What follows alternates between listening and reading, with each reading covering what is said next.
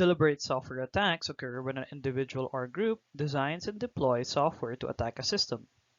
This attack can consist of specially crafted software that attackers trick users into installing on their systems.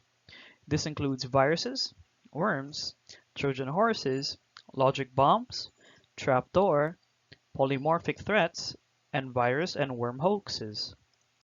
This outlines a typical Trojan horse attack. Around January 20, 1999, Internet email users began receiving messages with an attachment of a Trojan horse program named happy99.exe. When the email attachment was opened, a brief multimedia program displayed fireworks and the message Happy 1999. While the fireworks display was running, the Trojan horse program was installing itself into the user's system. The program continued to propagate itself by following up every email the user sent with a second email to the same recipient and with the same attack program attached. An organization's information system depends on the successful operation of many interdependent support systems, such as janitorial staff and garbage haulers.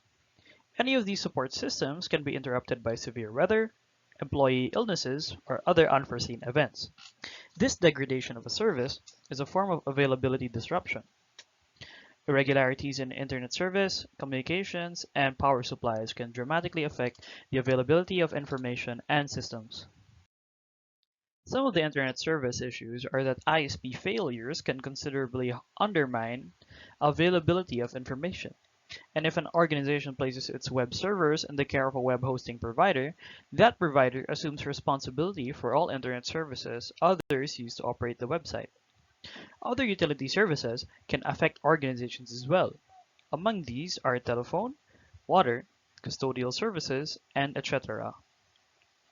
The loss of these services can impair the ability of an organization to function.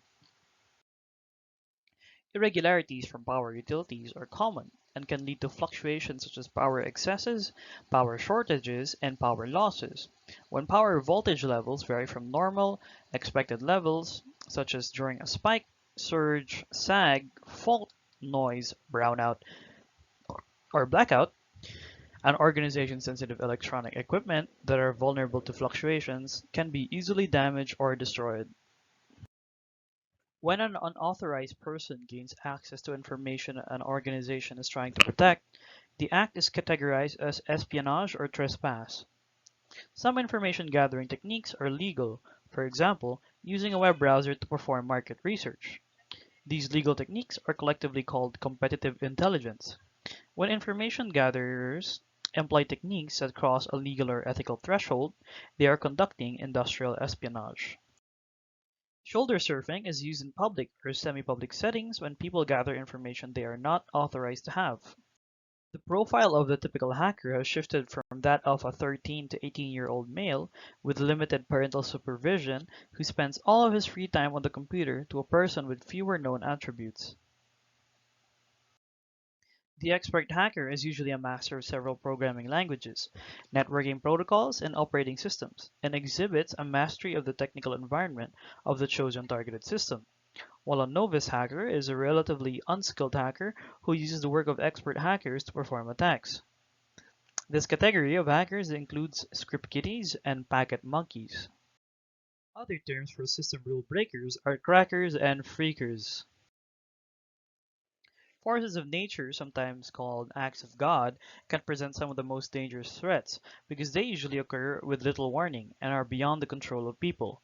These threats, which include events such as fires, floods, earthquakes, and lightning, as well as volcanic eruptions and insect infestations, can disrupt not only people's lives but the storage, transmission, and use of information. This category includes acts performed without intent or malicious purpose, or in ignorance by an authorized user. When people use information systems, mistakes happen. Similar errors happen when people fail to follow established policy.